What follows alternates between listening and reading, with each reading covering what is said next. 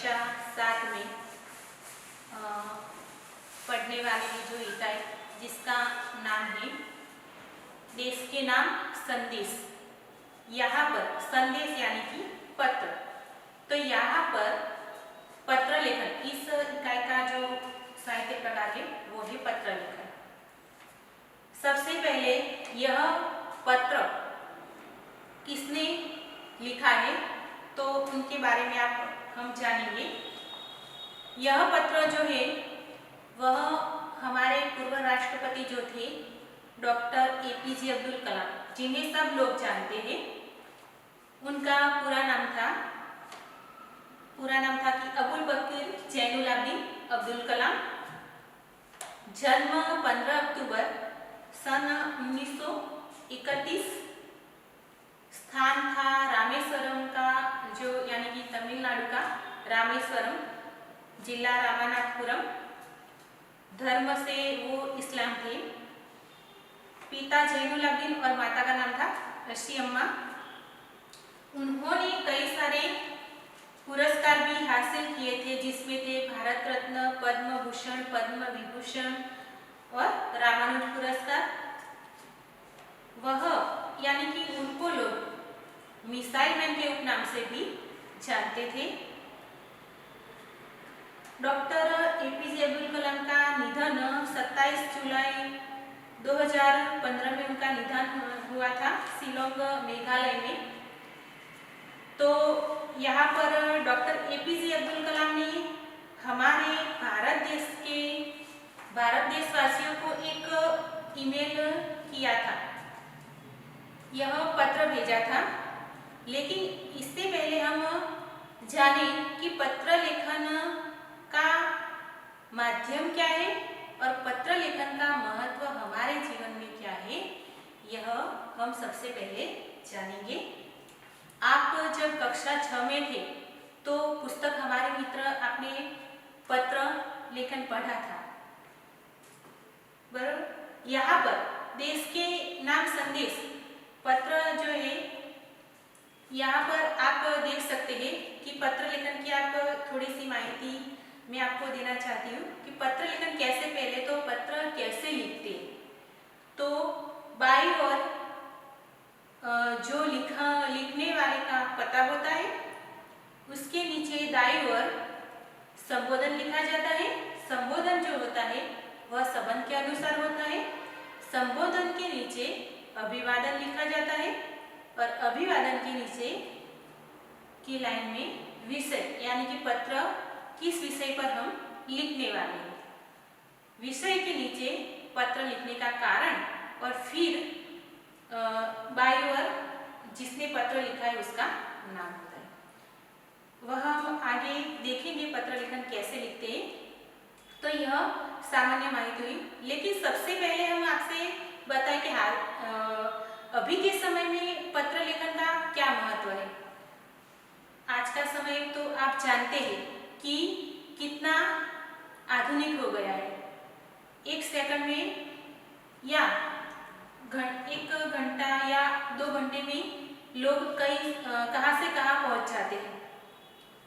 इतना जो आधुनिक हो गया है, आधुनिक युग हो गया है कि फैक्स, ईमेल, मोबाइल, कंप्यूटर, यह सारी चीज़ें पहले के समय में नहीं थी।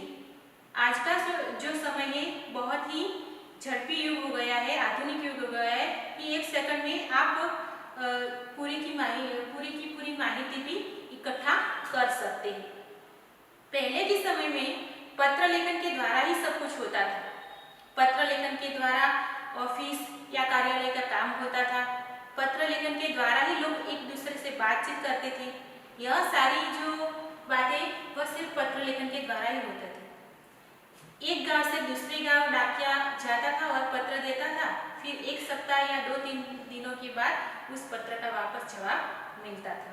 लेकिन हाँ, उस समय में मैं एक बात आपसे जरूर कहना चाहती हूँ कि आज के समय में लोगों के बीच निकटता नहीं देखने को मिलती, प्रेम नहीं देखने को मिलता, क्योंकि आधुनिक साधन जो है वो आ गए हैं। लेकिन एक लोग जो होते हैं एक दूसरे से दूरी बनाए रखना पसंद करते हैं।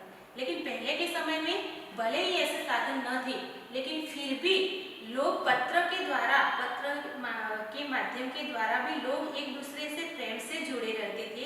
लोग एक दूसरे की खैरियत पूछते थे, लोग एक दूसरे से हालचाल पूछते थे, और जो लगनी का जो माहौल होता था वह बना रहता था। वह जो चीजें अभी देखने को नहीं मिलती थी। लेकिन ऐसा नहीं कि आज के समय में भी पत्र लेखन का महत्व कम है। आज के समय में भी भले आज भी आधुनिक युग हो गया हो, फैक्स हो, ईमेल हो, कंप्यूटर हो, कोई भी चीज हो, लेकिन आज के समय में कई जगहों पर भी आपको पत्र लेखन के द्वारा ही आपका काम हो सकता है। जैसे कि अगर आपको कोई शिकायत भेजना हो, अगर आपको कोई कार्यालय में कोई काम करवाना हो, तभी आपको पत्र लेखन के माध्यम से ही आपका काम होगा, न कि फोन या ईमेल या फैक्स के द्वारा हो सकता है। तो इसी प्रकार आज के समय में पत्र लेखन का महत्व उतना ही है। तो यहाँ पर हम हमारे डॉक्टर एपीजे अब्दुल कलाम ने हमारे सामने यह पत्र लेखन व्यक्त किया है। तो किस विषय पर है और यहाँ हम जानेंगे। पत्र के माध्यम से हम दूर बसे संबंधियों, परिवारजनों तथा मित्रों को हमारी बात आसानी से पहुंचा सकते हैं। क्या कहा है उन्होंने कि पत्र के माध्यम से हम अपनी बात अपने सगे संबंधी हो या परिवारजन हो या मित्र, सभी लोगों के सामने हम आसानी से अपनी बात व्यक्त कर सकते हैं। आप देखिए कि जो बात कई बार ऐसा होता है कि जो बात हम बोलकर नहीं बता सकते, वो पत्र के माध्यम से हम किसी को कह सकते हैं। तो ऐसा भी हो सकता है। तो इस प्रकार हमारे परिवारजनों से बातचीत कर सकते हैं एवं सरकारी दफ्तरों में हमारी शिकायतें या आवेदन भी पहुंचा सकते हैं। मैंने आपसे पहले भी कहा कि सरकारी दफ्तर हो तो या कोई भी जगह हो, ऐसी जगहों पर शिकायत या आवेदन पत्र भी हम पत्र के माध्यम से ही कर सकते हैं। आजकल दूरभाष, मोबाइल, तार, ईमेल से भी यह कार्य किया जाता है, फिर भी पत्र का अपना एक विशेष महत्व है। ऐसा नहीं कि यह दूरभाष यानी कि मोबाइल या तार, ईमेल द्वारा यह कार्य नहीं हो सकता, इसके द्वारा भी हो सकता है। लेकिन पत्र का इन चीजों के अलावा भी पत्र का एक विशेष ही महत्व है कि जिससे भी आज के समय में भी पत्र के बिना नहीं चल सकता। ऐसे ही हमारे पूर्व राष्ट्रपति मिसाइल मैन डॉक्टर अब्दुल पकीर जैनुलाब्दीन अब्दुल कलाम ने कहा है, उन्होंने नई दिल्ली से 19 मई 2005 के दिन एक ईमेल देश के नागरिकों को एक ईमेल भेजा था। वह ईमेल का विषय था कि क्या आपके पास देश के लिए 10 मिनट का समय है। देखिए इन्होंने किस प्रकार प्रश्न किया है देशवासियों को। हम हमारे लिए तो घंटों भर का समय निकाल सकते हैं, लेकिन हम देश के लिए 1 मिनट का समय भी नहीं निकाल सकते। जिस देश के हम निवासी हैं, जिस देश में हम रहते हैं, उसके लिए हम कुछ नहीं कर सकते, 1 मिनट का समय भी नहीं निकाल सकते। इसीलिए यहाँ पर डॉक्टर कलाम ने देशवासियों को, भारतवासियों को एक प्रश्न किया, ईमेल भेजा था, क्या आपके पास देश के लिए 10 मिनट का समय है। उन्होंने कितना समय मांगा? सिर्फ 10 मिनट। तो नाम से देश के नागरिकों को ईमेल किया था। हमारे देशवासियों के मन में देशाभिमान की भावना उत्पन्न हो, ऐसी सीख भी रखी गई है। इस पत्र के माध्यम से डॉक्टर एपीजे अब्दुल कलाम हमारे भारतवासियों में देशाभिमान की भावना उत्पन्न हो, ऐसी उन्होंने हमें इस पत्र के माध्यम से सीख दी है। विद्यार्थी मित्र, हम कहीं भी जाए, कोई भी देश में जाए या कहीं भी जगह पे जाए, लेकिन हमारा देश ही हमारा ही है और इसकी इज्जत करनी चाहिए। हमारे अंदर देशाभिमान की भावना होनी ही चाहिए, क्योंकि यही देश हमारी जिम्मेदारी उठाता है और यही देश में हम निवास करते हैं। तो इस देशाभिमान की भावना व्यक्त करते हुए यह पत्र डॉक्टर एपीजे अब्दुल कलाम ने यह प्रश्न किया है।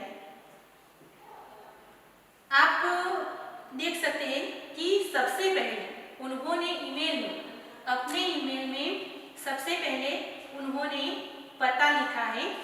यहाँ पर किरण नाम का जो व्यक्ति है वह अपने प्रिय मित्र हर्ष को पत्र के माध्यम से यह बता रहा है कि किस प्रकार डॉक्टर एपीजे अब्दुल कलाम ने किस प्रकार यह पत्र देश के नाम संदेश है उसमें किस प्रकार पत्र लिखा गया है।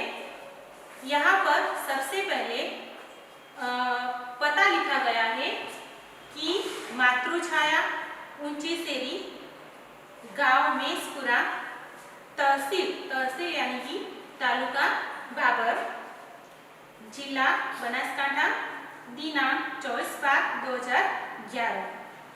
यह पूरी तरह से उन्होंने पता लिखा है। फिर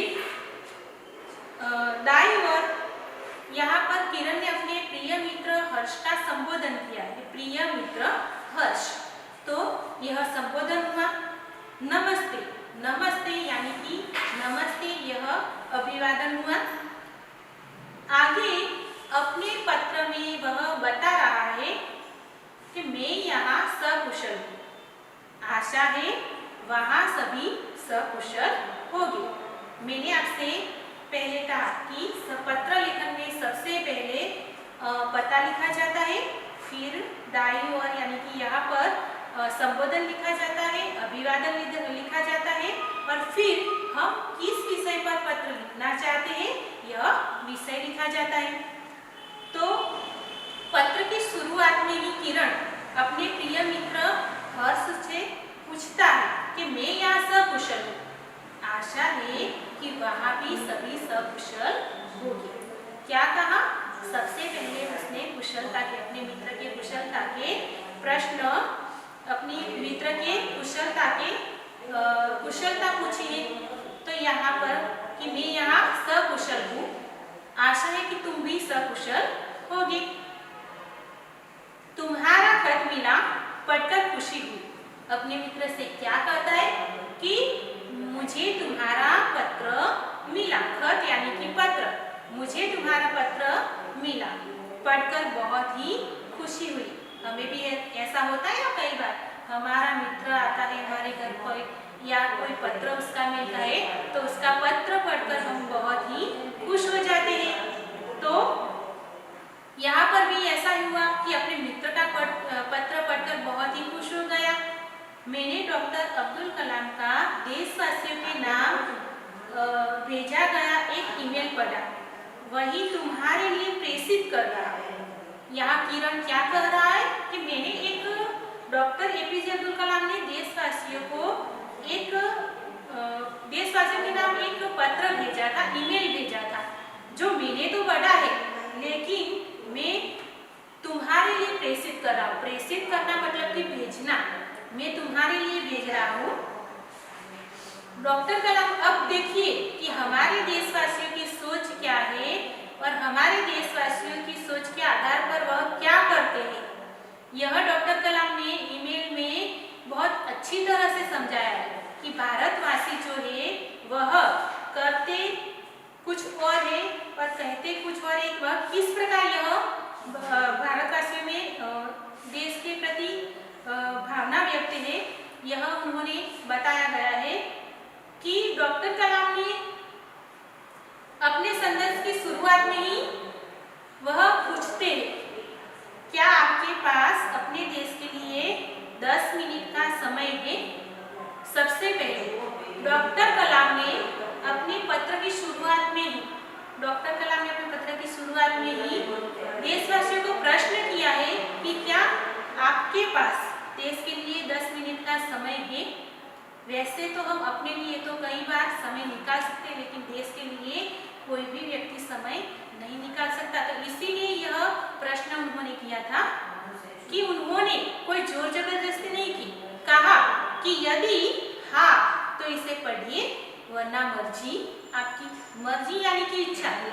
अगर आपके पास देश के लिए 10 मिनट का समय है तो पढ़िए, वरना तो पढ़िए, अगर नहीं पढ़ना तो मर्जी आपकी। इसके बाद वह देश के लोगों की सोच बताते हुए कहते, क्या कहा उन्होंने कि हमारे भारतवासियों की सोच किस प्रकार की है, यह बताते हुए उन्होंने ईमेल में कहा है कि आप कहते हैं कि हमारी सरकार निकम्मी है। आप मतलब कि हमारे भारतवासियों की यहाँ पर बात की गई है कि हमारी सरकार निकम्मी है। आप कहते हैं कि हमारे कानून पुराने पड़ गए हैं। आप कहते हैं कि नगरपालिका कचरा नहीं उठाती। आप कहते हैं कि फोन काम नहीं करता और रेलवे मजाक बन गई है। एयरलाइन दुनिया में हमारी ही सबसे खराब है। चिट्ठी अपनी मंजिल तक नहीं पहुंचती। देखिए कि यह सब कहने वाला है पर है तो हम खुद। हमारी सरकार निकम्मी, हम सरकार को चुनते हैं और हम ही कहते हैं कि हमारी सरकार निकम्मी है। हमारे कानून पुराने पड़ गए। कानून को बनाते ही खुद है और कानून को पुराने भी बनाते खुद है। आप कहते हैं कि नगरपालिका कचरा नहीं उठाती। नगरपालिका कचरा उठाती है और फिर से वहां पर ढेर भी करते हैं आप और कहते हैं आप कि नगरपालिका कचरा नहीं उठाती। आप कहते हैं कि फोन खराब काम नहीं करता, रेलवे मजाक बन गई है, एयरलाइन दुनिया में हमारी सबसे ही खराब है। सब खराब करने का काम, फोन को खराब करने का काम भी आप यानी कि देशवासी ही करते हैं, कोई और तो करने आता नहीं। रेलवे हमारी मजाक बन गई, यानी कि रेलवे जो है वह साफ सुथरी तो होती है लेकिन हमें अच्छी तरह से इस्तेमाल करना नहीं आता। हम वहाँ पर ज्यादा से ज्यादा गंदगी फैलाने का प्रयत्न करते हैं और फिर हम ही कहते हैं कि हमारे रेलवे जो है वह मजाक बन गई है। एयरलाइन हमारी सबसे दुनिया में खराब है और चिट्ठी अपनी मंजिल तक नहीं पहुंचती। लेकिन इन सबसे जब बात ही ऐसी होती है कि यह जो सारे लोग होते हैं यानी कि नगरपालिका के लोग होते हैं, कानून होती है या सरकार होती है, किसी को हम सहयोग देने का प्रयत्न ही नहीं करते और फिर हम उस पर दोष मंडाने को तैयार हो जाते हैं। तो ऐसी है हमारे भारतवासियों की सोच। आगे डॉक्टर कलाम भारतवासियों की सोच बताते हुए कहते हैं कि आप कहते हैं, कहते रहते हैं और कहते ही रहते। आपने इसके बारे में क्या किया? डॉक्टर कलाम ने क्या कहा कि आप सिर्फ कहते ही है कि हमारी सरकार निकम्मी है, कानून पुराने पड़ गए, रेलवे मजाक बन गई है। आप सिर्फ कहते ही रहते और कहते ही रहते, लेकिन आपने इसके बारे में क्या किया? क्या हम भारतवासी नहीं है? हम इस देश के निवासी नहीं है? तो आपने इसके बारे में क्या किया? कभी देशवासी मिलकर या कभी आप मिलकर सहयोग देने का प्रयत्न किया? सिर्फ आप कहते ही रहते कि यह नहीं होता, वह नहीं होता, ऐसा ही कहते रहते। फिर राष्ट्रपति ने कहा, मान लीजिए कि एक व्यक्ति सिंगापुर जा रहा है। अब देखिए कि किस प्रकार हमारा, मान लीजिए कि आप में से ही कोई यानी कि भारतवासी में से ही कोई दूसरे देश में जा रहा हो या दूसरी कोई जगह पर या दूसरे कोई शहर में जा रहा हो, तो वह व्यक्ति किस प्रकार अपने देश में किस प्रकार वर्तन व्यवहार करता है और दूसरे देश में जब जाता है, दूसरे शहर में जब जाता है तो वहां पर किस प्रकार वह व्यवहार करता है, तो उसमें कैसा फर्क दिखने को मिलता है। यह सारी बात उन्होंने बताई है। फिर राष्ट्रपति ने कहा कि मान लीजिए कि एक व्यक्ति सिंगापुर जा रहा है, उसे अपना नाम दीजिए, अपनी शक्ल भी दे दीजिए। क्या कहा कि एक व्यक्ति आप में से ही कोई सिंगापुर जा रहा है, उसे अपना नाम और शक्ल दे दीजिए। अब देखिए कि भारत में यही व्यक्ति जब अपने देश में रहता है तो किस प्रकार वर्तन करता है और जब वह दूसरे देश में जाता है तो उसका वर्तन व्यवहार किस प्रकार का होता है। यह बात बताना चाहते हैं कि आप जब सिंगापुर जाते हैं, दुनिया के सर्वश्रेष्ठ हवाई अड्डे पर उतरते हैं, सिंगापुर में आप अपनी सिगरेट का टुकड़ा सड़कों पर नहीं फेंकते और स्टोर में खाते भी नहीं है। देखिए, जैसे ही आपने भारत से जाकर या अपने गांव या अपने शहर या से जाकर सिंगापुर में सिंगापुर की धरती पर जब आपके पैर पड़ते हैं तो आपके जो वर्तन व्यवहार होते हैं, आपके जो नियम होते हैं, सब बदल जाते हैं। सिंगापुर के हवाई अड्डे, सर्वश्रेष्ठ हवाई अड्डे पर जैसे ही आपके पैर पड़ते हैं तो वैसे ही आप सिगरेट का टुकड़ा भी जहाँ तहाँ नहीं फेंकते और सड़कों पर नहीं फेंकते और स्टोर में खाते भी नहीं है। लेकिन यही बात आप अपने देश में कर सकते हैं, क्योंकि आप अपने देश में यह सारी बात कर सकते हैं। दूसरे देशों में आप अच्छे व्यक्ति, अच्छे नागरिक बन सकते हैं, लेकिन आप अपने देश को गंदा बनाने का प्रयत्न पूरी तरह से कर सकते हैं। दूसरे देश की व्यवस्था को आप सुधारने का प्रयत्न कर सकते हैं। सिंगापुर में आप सिगरेट का टुकड़ा नहीं फेंक सकते, लेकिन जहां पर आप रहते हैं, जिस देश में आप रहते हैं, उस देश को गंदा बनाने का आप प्रयत्न कर सकते हैं। दूसरी बात उन्होंने कही कि आपको उनके भूमिगत संपर्क पर रश्क महसूस होगा। भूमिगत यानी कि अज्ञात, यहाँ पर रश्क यानी कि ईर्ष्या। आप जब वहां पर जाते हैं तो उनके भूमिगत अज्ञात संपर्कों पर आपको रश्क यानी कि ईर्ष्या महसूस होती है। आप शाम 5 से 8 बजे के बीच आर्चर रोड पर कार चलाने का टोल टैक्स तकरीबन 60 रुपये भुगतान करते हैं। क्या करते हैं कि जब आप सिंगापुर जाते हैं तो वहां पर जो आर्चर रोड है वहां पर कार चलाने का टोल टैक्स तकरीबन 60 रुपया भुगतान करते हैं। यही बात आप अपने देश में नहीं कर सकते। अपने देश में जब आपको यही बात करने की या यही चीज करने की बारी आती है तो आप तुरंत ही जो लोग टोल टैक्स लेते हैं या जो लोग काम करते हैं उनको आप कुछ न कुछ कहने को तैयार हो जाते हैं, लेकिन आप सिंगापुर में कुछ नहीं कर सकते। वहां तो आप 60 रुपये भुगतान उसके कहे बिना ही आप दे देते हैं। तो कहने का मतलब तो यही हुआ कि आप अपने देश के अच्छे नागरिक नहीं बन सकते, लेकिन दूसरे देशों में आप अच्छे नागरिक बन सकते हैं। दूसरे देशों का नियम का पालन आप कर सकते हैं, लेकिन यही नियम आप अपने देश में नहीं कर सकते। अगर पार्किंग में आपने निर्धारित समय से ज्यादा गाड़ी खड़ी की तो टिकट पंच कराते हैं, लेकिन आप सिंगापुर में कहते कुछ नहीं। कहते हैं क्या किया कि आप जब सिंगापुर में जाते हैं तो वहां पर नियम होगा कि निर्धारित समय यानी कि आपको 1 घंटा ही गाड़ी पार्किंग करनी है। तो 1 घंटा अगर आप गाड़ी पार्किंग करके कुछ काम के लिए जाते हैं तो 1 घंटा पूरा हो जाता है तो आपको टिकट पंच कराना पड़ता है। टिकट पंच कराना यानी कि उसके अनुसार आपको और अधिक पैसे देने पड़ते हैं। 1 घंटे से ज्यादा अगर हो जाए तो आपको अधिक पैसे जमा कराने पड़ते हैं, तो उसे कहते हैं हम टिकट पंच। सिंगापुर में अगर निर्धारित समय से ज्यादा अगर गाड़ी आपने पार्किंग की हो तो आपको टिकट पंच कराने पड़ते हैं, लेकिन आप सिंगापुर में कुछ कहते हैं कि हम 1 घंटे से अगर ज्यादा हो गया हमारा समय तो क्या हुआ, हम ज्यादा पैसे नहीं देंगे। ऐसा आप क्या कह सकते? नहीं कहते। क्यों? क्यों?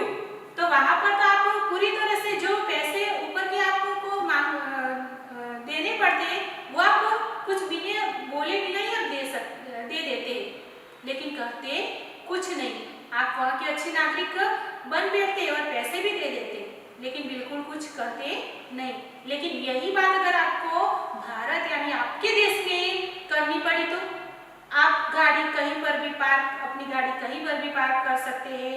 अगर ऐसा हुआ कि 1 घंटे से ज्यादा अगर आपने गाड़ी पार्क की हो और आपको कोई कहे कि 1 घंटे से ज्यादा हो गया, आपको ज्यादा पैसा देना पड़ेगा, तो क्या आप देंगे? आप अपने देश में नहीं देंगे, क्योंकि आप अपने देश में ऐसा कर ही नहीं सकते। आप सिर्फ दूसरे देशों के नागरिक, दूसरे देश के ही अच्छे नागरिक बन सकते हैं। अपने देश को तो धंधा बनाने का पूरा ही प्रयत्न करेंगे। आप दूसरे देशों के नियम पालन कर सकते, लेकिन अपने देश के नियम पालन नहीं कर सकते। यही है भारतवासियों की सोच। आगे है कि दुबई में आप रमजान के दिनों में सार्वजनिक रूप से कुछ भी खाने का साहस नहीं करते। जिहाद यानी कि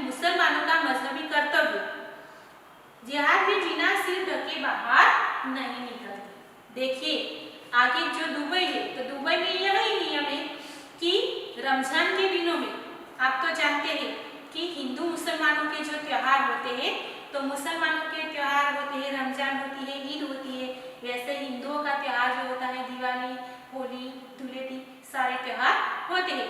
तो हमारे देश में ऐसा है कि हिंदुओं के त्योहार में ही हिंदू जो मनाते हैं, तो मुसलमानों का कोई वहाँ पर लेना देना नहीं होता, और अगर मुसलमानों का त्योहार होता है तो हिंदुओं का कोई लेना देना नहीं होता। लेकिन यहाँ पर दुबई में कुछ अलग ही बात है।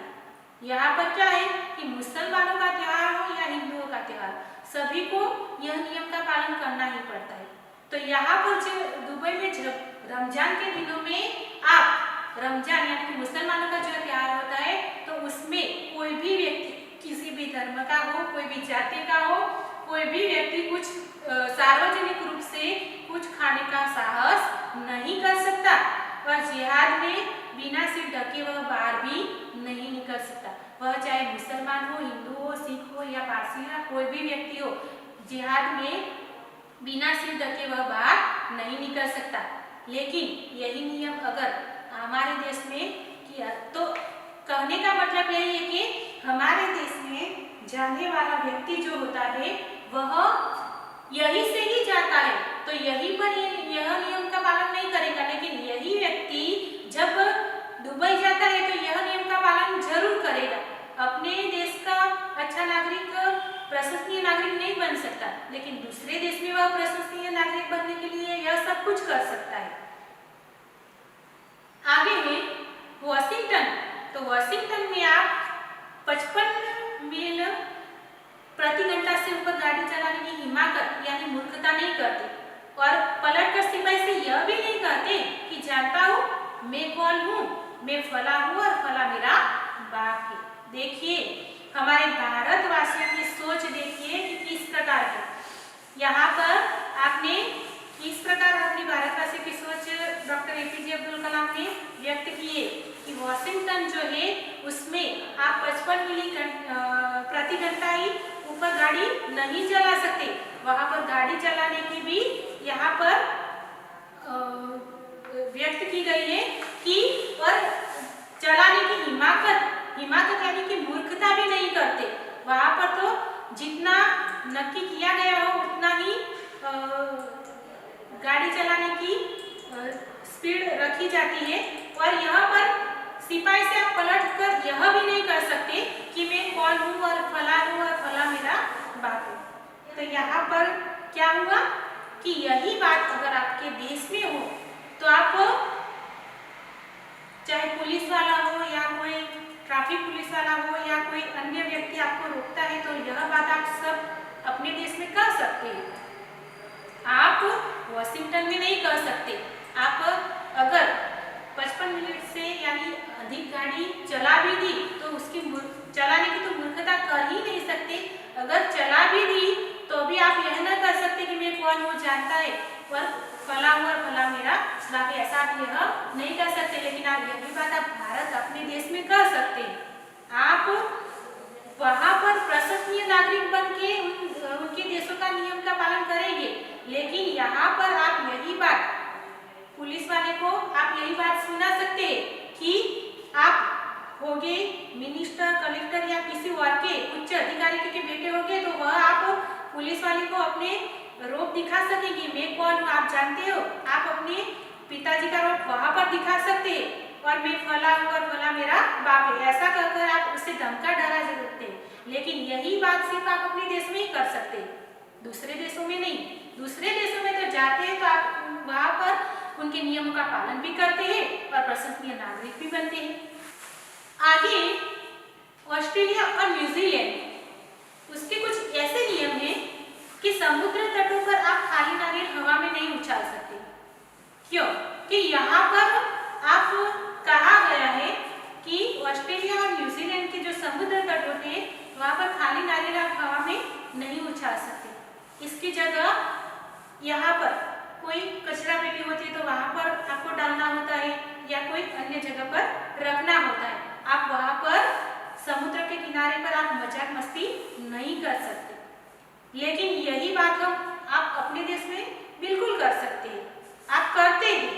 क्यों? कि यहाँ पर कोई नियम नहीं है कि आप यही करेंगे। अगर समुद्र तटों पर आप खाली नारियल हवा में उछालेंगे या करेंगे तो आपको सजा भी हो सकती है, वहाँ पर सजा हो सकती है। ऐसा करने की सजा आपको पूरी तरह से सजा भुगतान करनी पड़ती है, लेकिन यहाँ पर आपको ऐसा करने की कोई सजा नहीं मिलती, इसीलिए आप यही सब सारी बातें कर सकते हैं। आगे कहते हैं कि टोक्यो में आप सड़कों पर पान की पीक क्यों नहीं थूकते। यहाँ पर देखिए कि टोक्यो यानी कि जापान की राजधानी जो है उसमें आप पान की पीक यानी कि पान खाने के बाद जो थूक निकलता है उससे कहते हैं पान की पीक। तो टोक्यो में कहा जाता है कि आप सड़कों पर पान खाकर पान की पीक नहीं थूक सकते, क्योंकि मतलब जैसे ही आपने पान खाकर पान की पीक वहां का जहाँ थूकी तो वैसे ही आपको दंड मिलता है। वहाँ का नियम होगा कि जैसे ही ऐसा कोई व्यक्ति करे तो उसको दंड भुगतना पड़ता है। लेकिन यही बात अगर आप अपने देश के बारे में कहें तो यह सारी बात आप अपने देश में कर सकते हैं। आप जितना चाहे जिस देश में रहते हैं उसको खराब बनाने का प्रयत्न आप पूरी तरह से करते हैं। रहते हैं देश, आप भारत देश में रहते हैं, लेकिन प्रशंसनीय नागरिक आप दूसरे देशों के बनते हैं। तो क्यों? कि हमारे देश में ऐसे कोई नियम नहीं है, इसीलिए आप हमारे देश में ऐसे कोई नियम हो या ना हो, लेकिन क्या हमारी जिम्मेदारी नहीं आती कि हम अपने देश को स्वच्छ रखने का प्रयत्न करें? क्या नियम हो तभी आप नियम हो तो ही आप देश को स्वच्छ रखने का प्रयत्न कर सकते हैं? ऐसा नहीं होता। हम जिस देश में रहते हैं, जिस देश के निवासी हैं, उस देश को स्वच्छ रखने की, उस देश को जिम्मेदारी हम सभी की है, हम सब भारतवासियों की है। तो ऐसा कहना चाहते हैं डॉक्टर एपीजे अब्दुल कलाम कि आप अपने देश में पान की पीक पान खाकर जहाँ तहाँ थूक सकते हैं और पान की पीक भी निकाल सकते हैं, लेकिन टोक्यो में यह बात नहीं कर सकते। तो ऐसा उन्होंने कहा, यह सारी मैं आपसे नहीं कहती, लेकिन यह सारी जो सोच है वह भारतवासियों की सोच है कि यह भारतवासी यानी कि अपने देश में जो होते हैं प्रशंसनीय नागरिक नहीं बन सकते, लेकिन दूसरों देशों के प्रशंसनीय नागरिक अवश्य बन सकते हैं। आगे कहते हैं कि बोस्टन में आप जाली योग्यता प्रमाण पत्र क्यों नहीं खरीदते। जाली यानी कि नकली। आजकल आप देख रहे हैं कि कई देश में ऐसे लोग होते हैं जो भ्रष्टाचार करते हैं। कई अपने भ्रष्टाचार के नाम पर यानी कि जाली यानी नकली, आपको अगर कोई व्यक्ति ऐसा होता है कि जो पढ़ा लिखा बिल्कुल ना हो, लेकिन फिर भी उसको नौकरी का अगर प्रमाण पत्र जाली प्रमाण पत्र यानी नकली प्रमाण पत्र वह निकाल सकता है। क्यों? यह काम बोस्टन में नहीं हो सकता, क्योंकि यह काम अगर बोस्टन में होगा तो वहाँ का नियम होगा कि यह काम करने से आपको सजा मिल सकती है। ऐसा वहाँ पर नियम हो सकता है और आप वहाँ पर यह कार्य कर भी नहीं सकते, लेकिन यह बात आप अपने देश में यानी कि जिस देश में रहते हैं वहाँ पर आप कर सकते हैं। क्यों? कि यह जो आप रहते हैं तो यहाँ पर आपके लिए कोई नियम नहीं है और इसके लिए कोई आपको सजा नहीं मिलती, इसीलिए आप यह सारी बात यह काम कर सकते हैं। तो ऐसे कई लोग होते हैं जो खुद अपने देश में रहकर भी अपने देश की जिम्मेदारी को संभाल नहीं सकते। ऐसे लोगों के बारे में, भारतवासियों के ऐसे लोगों के बारे में यहाँ पर बात कही गई है। अब आपने देखा कि किस प्रकार आप दुबई में जाते हैं, वाशिंगटन में जाते हैं या फिर ऑस्ट्रेलिया या न्यूजीलैंड में जाते हैं या बोस्टन में जाते हैं, तो सभी देशों की आप, सभी शहरों की आप प्रशंसनीय नागरिक बन सकते हैं, सभी देशों के आप नियमों का पालन कर सकते हैं, लेकिन यही सारी बातें खुद आप अपने देश में नहीं कर सकते। ऐसा डॉक्टर कलाम खुद भारतवासियों को कहना चाहते हैं कि किस प्रकार भारतवासियों की सोच है। डॉक्टर कलाम बीच में याद दिलाते हैं कि मैं आपके के बारे में बात कर रहा हूँ, सिर्फ आपके। डॉक्टर कलाम ने क्या कहा, यह सारी बातें मैं किसी और के बारे में नहीं कहता, मैं सिर्फ आपके बारे में ही यह बात कर रहा हूँ कि आपकी सोच कैसी है। आगे लोग बताते हैं, डॉक्टर कलाम कहते हैं कि आप दूसरे देशों की व्यवस्था सकते हैं, लेकिन अपनी व्यवस्था का नहीं। क्या कहा उन्होंने कि आप रहते हैं अपने देश में, निवास अपने भारत कहलाते हैं भारतवासी और निवास अपने देश में करते हैं, और दूसरे देशों की व्यवस्था का आप आदर कर सकते हैं, पालन कर सकते हैं, लेकिन यही आदर और पालन आप अपने देश का नहीं कर सकते। व्यवस्था का पालन आप अपने देश में नहीं कर सकते। भारतीय धरती पर कदम रखते ही आप सिगरेट का टुकड़ा जहां तहां फेंकते हैं, कागज के पुर्जे उछालते हैं। यदि आप पराये देश के प्रशंसनीय नागरिक हो सकते हैं, तो भारत में आप ऐसा क्यों नहीं बन सकते? देखिए, डॉक्टर कलाम ने बहुत ही अच्छी तरह से उन्होंने समझाया कि जैसे ही सिंगापुर में जाने वाला व्यक्ति जब वहां पर जाता है तो वहां के नियमों का पालन करता है, यहाँ से ही गया हुआ व्यक्ति वहां के नियमों का पालन कर सकता है, लेकिन जैसे ही वह सिंगापुर से वापस आता है और भारत की धरती पर जब पैर रखता है तो उसके नियम और उसके वर्तन व्यवहार में फर्क दिखाई पड़ता है। जैसे ही भारतीय धरती पर वह कदम रखता है, वैसे ही वह सिगरेट का टुकड़ा जहां तहां फेंकना शुरू कर देता है, कागज के पुर्जे यानी कि टुकड़े उछाल जहां तहां फेंकना और गंदगी फैलाना शुरू कर देता है। आप यदि आप दूसरे देश के प्रशंसनीय नागरिक बन सकते हैं, तो आप अपने देश के प्रशंसनीय नागरिक क्यों नहीं बन सकते? ऐसा हमारे पूर्व राष्ट्रपति डॉक्टर एपीजे अब्दुल कलाम कहना चाहते हैं हमारे भारतवासियों को। डॉक्टर कलाम ने मुंबई के पूर्व महानगर पालिका आयुक्त तिनायकर के हवाले से कहा, अमीर लोग अपने कुत्तों को सड़कों पर घुमाने निकलते हैं और जहां तहां गंदगी बिखेर कर आ जाते हैं, और फिर वही लोग सड़कों पर गंदगी के लिए प्रशासन पर दोष मंडाते हैं। यह सत्य हकीकत उन्होंने बताई है कि सिर्फ हमारे देशवासी ही नहीं, हमारे देश के नेता और आयुक्त या कमिश्नर की यानी कि जो ऊंचे पद वाले लोग भी ऐसे ही है। यहाँ पर कहा गया है कि एक मुंबई के पूर्व महानगर पालिका के एक तिनायकर से आयुक्त कमिश्नर का जो तिनायकर था हवाले से यानी कि जो चपरासी था, उसे कहा डॉक्टर एपीजे अब्दुल कलाम ने कि यह जो अमीर लोग जो होते हैं वह सड़कों पर अपने कुत्तों को लेकर घुमाने के लिए निकलते, वह अपने घर में या किसी आसपास में गंदगी फैलाने का काम नहीं करते। वह लोग क्या करते, ऐसे कुत्तों को रखने का शौक तो उन्हें बड़ा होता है, लेकिन वह करते क्या है कि कुत्तों को लेकर सड़कों पर जाते हैं और जहां तहां गंदगी बिखेर कर आ जाते। फिर वही लोग कहते हैं कि सड़कों पर गंदगी पड़ी हुई है और प्रशासन पर दोष मंडराने शुरू हो जाते हैं, लेकिन यह गंदगी उन्होंने ही फैलाई है ऐसा खुद कबूल नहीं करते। क्या वे उम्मीद करते हैं कि जब भी वह बाहर निकलेंगे तो अधिकारी झाड़ू लेकर उनके पीछे पीछे चलेगा और जब उनके कुत्ते को हाजत लगेगी तो वह एक कटोरा पीछे लगाएगा?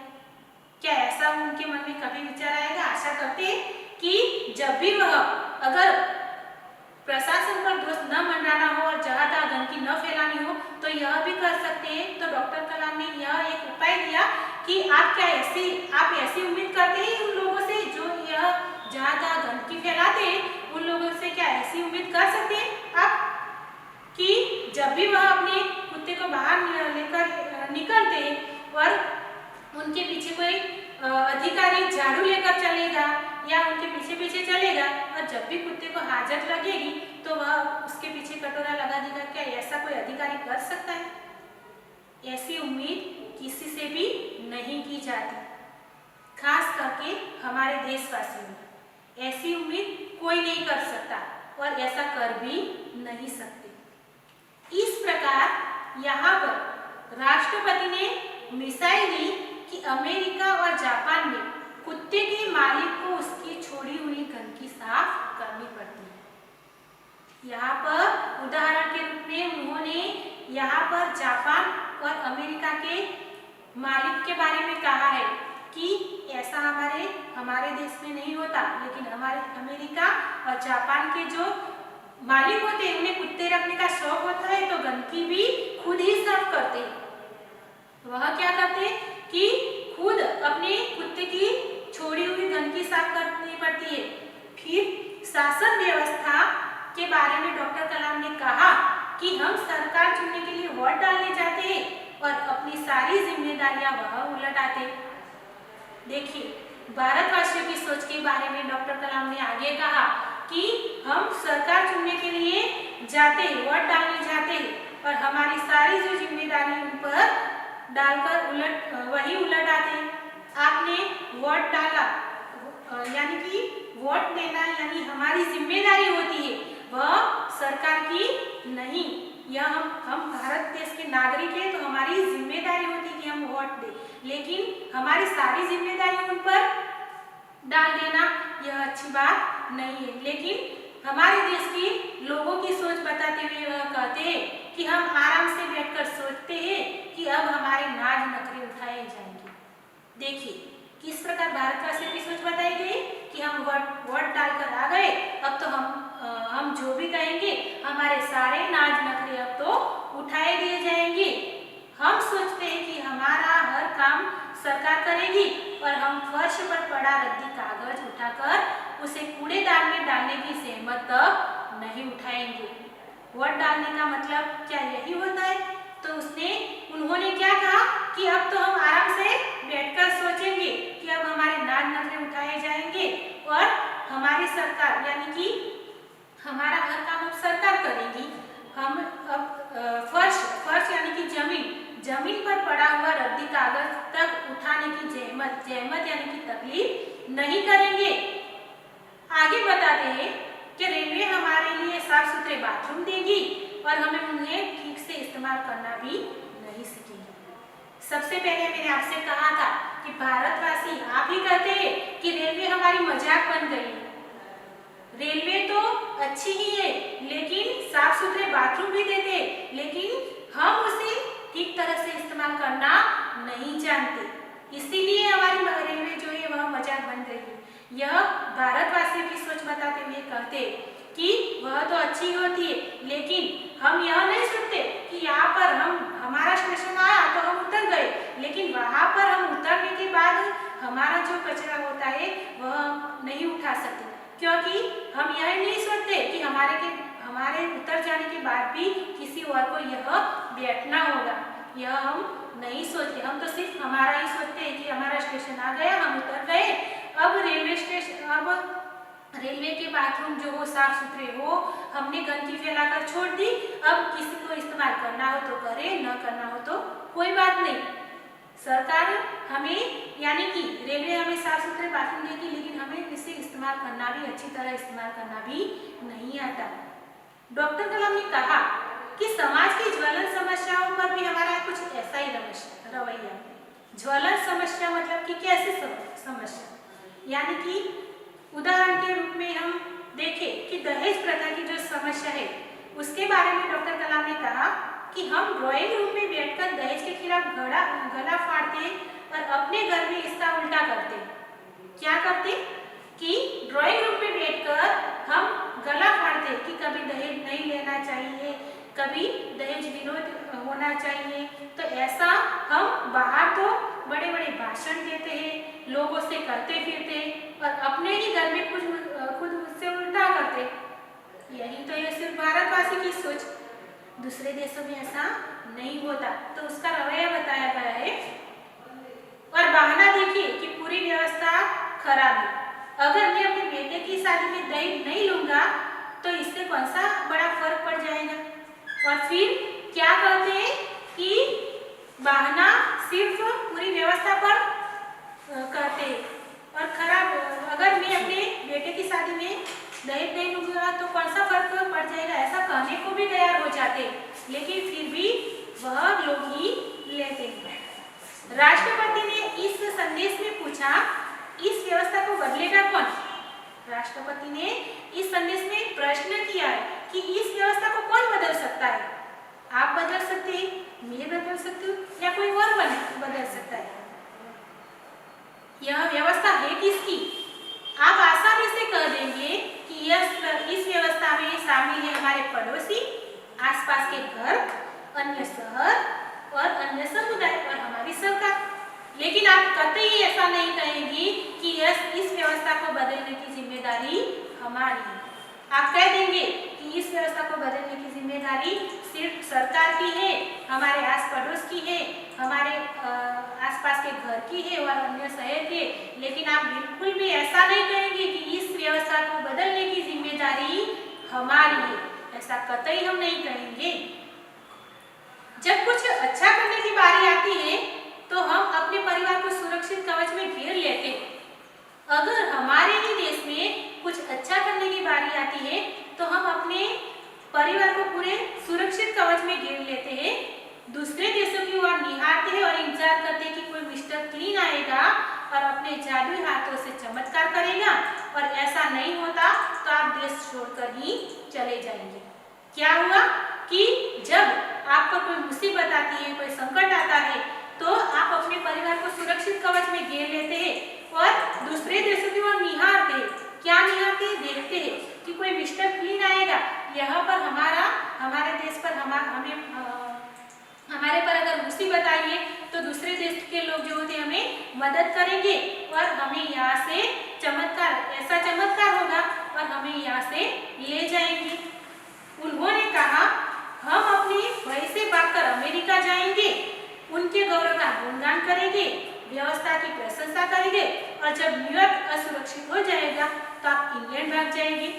देखिए, भारतवासियों की देश को बताते हुए उन्होंने कहा कि अगर आपके देश पर कोई मुसीबत आती है तो वह सीधे ही यानी कि भागकर अपने देश से भागकर मुसीबत से भागकर अमेरिका चले जाएंगे और जब न्यूयॉर्क वहां पर जाकर क्या करेंगे तो अमेरिका के गुणगान गाएंगे, वहां की व्यवस्था की प्रशंसा करेंगे। जब तक वह देश हमें रहने दे तब तक हम रहेंगे और जब न्यूयॉर्क असुरक्षित हो जाएगा तो हम इंग्लैंड भाग जाएंगे। लेकिन अपने देश में रहकर मुसीबतों का सामना करके अपने देश में रहना नहीं चाहते। अमेरिका में जाने की बात की जाती है, वहां से भागकर वह जब असुरक्षित हो जाता है तो इंग्लैंड जाने की बात की जाती है, लेकिन अपने देश में रहना नहीं चाहते। इंग्लैंड में जब आप इंग्लैंड में जाते हैं तो इंग्लैंड में अगर बेरोजगारी होगी तो खाड़ी चले जाएंगे। क्या कहा कि जब इंग्लैंड में बेरोजगारी आ जाएगी तो हम खाड़ी चले जाएंगे। जब खाड़ी में युद्ध छिड़ जाएगा तो आप मांग करेंगी भारत सरकार हमें बचाकर घर ले जाए। वापस आए तो कहाँ पर? भारत सरकार पर ही।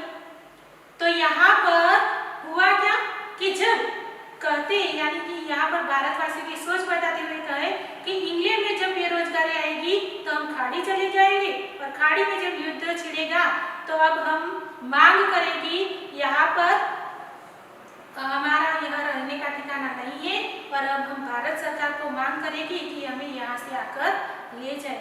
क्या आप भारत छोड़कर गए थे तो क्या वहाँ पर भारतवासियों या भारत सरकार को पूछकर गए थे? तो फिर अब जब वापस आने की बारी होती है तो भारतवासी को या भारत देश को भारत सरकार को आप कैसे कह सकते हैं कि अब हमें आप वापस ले जाओ? तो इस प्रकार यह मांग करेंगे। हर कोई देश को गाली देने को तैयार है पर व्यवस्था में सकारात्मक योगदान के बारे में कोई नहीं सोचता। क्या हमने अपनी आत्मा को पैसे के हाथों गिरवी रखा है? क्या कहते कि हर कोई जब व्यवस्था की बात आती है तो सकारात्मक योगदान देने के बारे में कोई नहीं सोचता। यहाँ पर भारतवासियों के सोच के बारे में कहा है कि क्या हमने भारतवासियों ने अपनी आत्मा को पैसों के हाथे गिरवी रखा है? डॉक्टर कलाम व्यवस्था की करने की अपील करते हुए संदेश में कहा गया है कि अगर आप वाकई संदेश से सहमत हैं तो इसे अपने 10 और साथियों को ईमेल भेजिए। तो यहाँ पर डॉक्टर एपीजे अब्दुल कलाम ने बहुत ही अच्छी तरह से आपको समझाया कि भारतवासियों की सोच किस प्रकार की है और किस प्रकार वह दूसरे देशों के प्रशंसनीय नागरिक बन सकते हैं और इस प्रकार अपने पत्र का और इस्तेमाल करने के लिए कहते हैं कि अगर मैंने जो आपसे बातें की है अगर आप इससे सहमत हैं तो आप अपने मित्रों को भी यह पत्र ईमेल भेज सकते हैं।